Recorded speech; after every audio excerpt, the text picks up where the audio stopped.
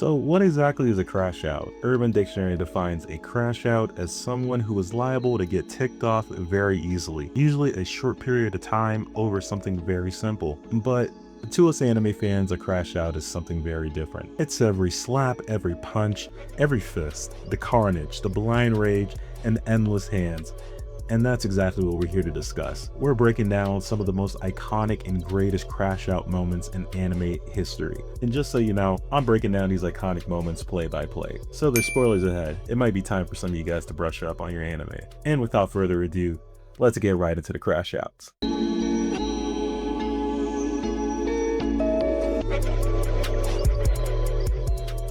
The story of Tokyo Ghoul takes place in a world where ghouls inhabit the earth.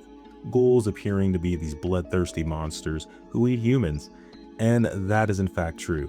These ghouls are some professional eaters, if you catch my drift. But more than that, some have found sustainable ways to have relationships with humans, hide amongst society, and even have whole ass families. So what I'm getting at is not all ghouls are bad, it's just the ones that are bad are just really fucking bad. That's where our boy Ken Kaneki enters the picture. Kaneki, through a series of simping and blue balls, becomes this cool human hybrid.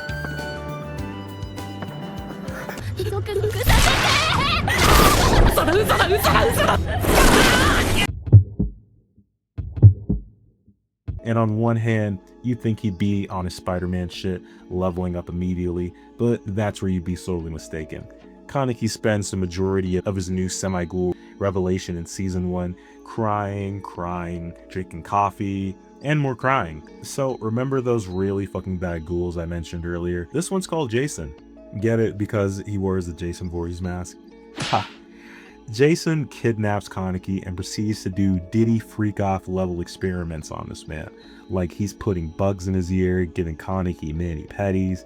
It's vile, it's twisted. Kaneki is going delirious, and the fact that his ghoul powers give him regeneration means Jason can literally do this shit for eternity. Kaneki, with no shred of humanity left, no semblance of who he used to be. This nigga of course snaps. This boy gets tortured so much that his hair goes white, and from there, the crash out ensues. Kaneki busts out of his chains and he whispers in Jason's ear, "Doing it, man, you deserve it, daddy."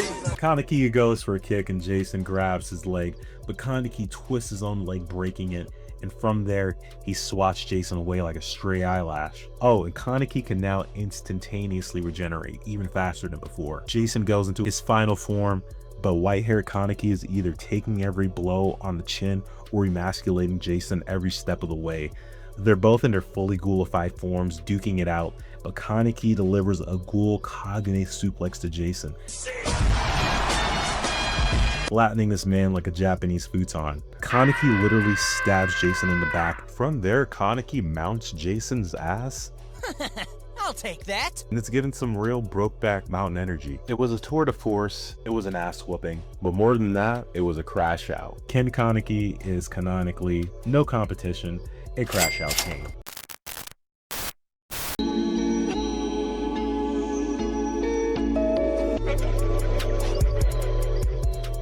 Attack on Titan, goated. Levi Ackerman, goated. I could just end this segment right there.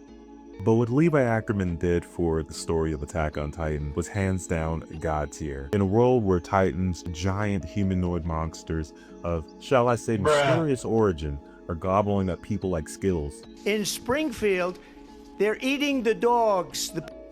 Dang, this video's got a lot of eaters in it, but in a world where humans are prey, this boy Levi is the fucking predator. While other characters are relying on their Titan mutation to do the fighting, Levi stands up and says, "Oh, hell no!" I could butcher these Titans all by my damn self. And that leads us up to the Beast Titan and Levi's confrontation, one of the greatest crash out moments in history. For some backstory, Erwin had gathered his men in the final brigade to give Levi just enough time, a small window, a tiny opening, so he could take the Beast Titan down. Erwin gives this faux hero speech about sacrifice and good prevailing over evil. But all in all, this is what we would call the definition of a suicide mission. The soldiers are scared shitless as the Beast Titan effortlessly pitches boulders at them, sending them flying. The Beast Titan is such a cocky, smug bastard as he effortlessly takes them down. until Levi hops out from the diversion and immediately gets to work. He wraps around the Beast Titan's arm, filleting it into sections hibachi style, and he slashes the Titan's eyes, blinding him, and proceeds to slice through his Achilles tendons, sending this man crashing down like the '08 housing market. This has all been a play, and Zeke knows it now, all to get to his mate, the best and only surefire way to murk a Titan. Zeke goes with his remaining hand to cover, but it's too late. Levi slices and dices through it, and from there, Levi is on a slashing spree. Give me that neck, boy. Take that, take that, take that. Zeke can no longer handle the barrage and he emerges from the Beast Titan's back. And the thing about Zeke is he's a talker. So Levi says, I'll give you something to chew on. And he shoves his whole ass blade in this man's mouth. When you cook a nigga this bad, you should probably add a little salt. I won't even mention how Zeke literally escapes Deus Ex Machina style about 20 seconds later. Oh, hell no, man. What the fuck, man? Because honestly, it doesn't matter, because Levi Ackerman, another crash out king.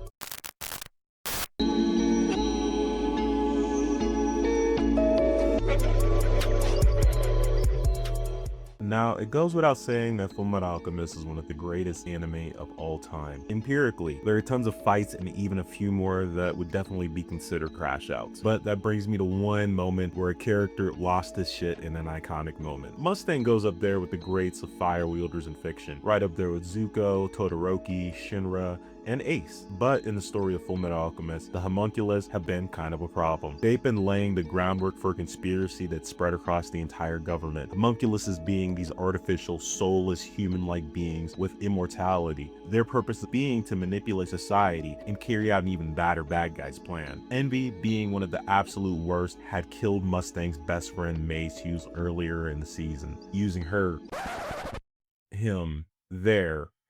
using their shape-shifting ability. Mustang is a patient man, usually slow and methodical, reserved. After hearing of his friend's death and learning of the conspiracy, You're saying that you killed Hughes? I doubt a moron like you could pull that off. On it here, because I don't think it's me. But that was the same look on Hugh's face when I shot him. bruh.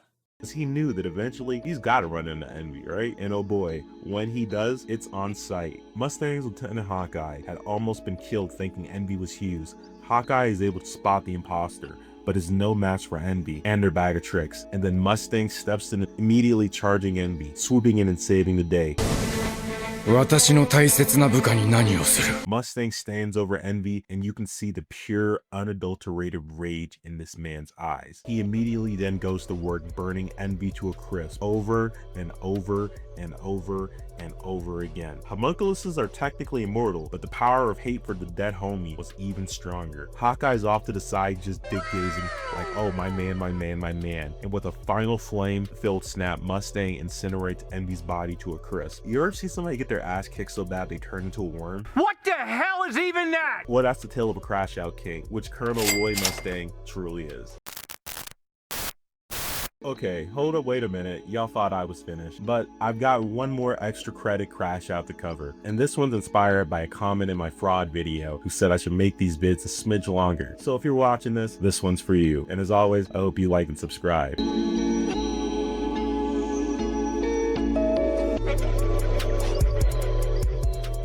Now, let's get into a very, very underrated anime, Tenjo Tenge. Tenjo Tenge is a delinquent anime. Now, I know what you're thinking, but this one's different. Chock full of that early 2000s anime charm. And a really bitchin' theme song now that I think about it. You can thank me later that I put you on. The story takes place at Todo Academy, a school divided into different cliques and clubs, all specializing in different martial arts. A strong controlling the social hierarchy, because I mean, what are teachers even for? Then enters our new student and resident broomhead, Suichiro Nagi. Oh, hell no! He quickly makes a name for himself, even attracting the attention of the queen bee of the school, Aya Natsume. And when I say this girl is head over heels, she's literally wiping her chair after seeing our main character. I would like for you to marry me. Too easy. Piece of cake. Now, if you've ever had a crush on a girl in a social circle, you know there's bound to be haters and cock blockers. And the obstacle takes the form of our black sheep of the story, Takiyanagi, aka the unrequited gooner. He's hard up for our girl Aya, and he's got it bad, real bad, Michael Jackson bad. So even though Takiyanagi is a quiet, timid guy, he's low-key a martial arts savage. So when Nagi and Takiyanagi duke it out in the school cafeteria for pure bragging rights, let's just say it doesn't end well. This guy blocked my punch. with just a chopstick. Taki gets to work toying with Nagi, emasculating him from the rip.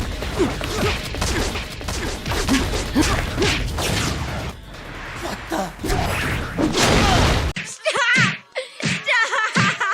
He's already dead. But in the crowd watching the fight, Aya lets it be known that she will not stand for her man taking an L. Get up right now! You are engaged to me, Aya Natsume! It's a disgrace to see you tossed around by a martial artist of that caliber! A martial artist of that caliber? Naki snaps out of it, and Takiyanagi gets even more pissed at the display of affection. Takiyanagi goes for a punch, but this man Nagi pulls a dirty move mid-wind-up. He yanks out a freshly prepared lunch made by his wifey Aya. This is where things go from bad to worse for our protagonist. Taki flings Nagi across the room like a rag doll and proceeds to lay waste to Nagi's body one punch at a time. He gets hit so hard he literally pukes out his nose, a new feat I had never seen in anime combat. Nagi can take the beating no longer. No one in his cafeteria is gonna save him from Takayanagi's rage. And at this point, with a final punch, it's time to put that boy in a body bag. Takiyanagi, you, my friend, are an underrated crash out goat. And with that, that's the end of the video. What are some iconic anime crash outs that you've enjoyed in the past? And what are some that you think I should cover in the future? It's been a pleasure, and as always, delete your inbox, clear your spam folder, and fight me in those comments. Peace!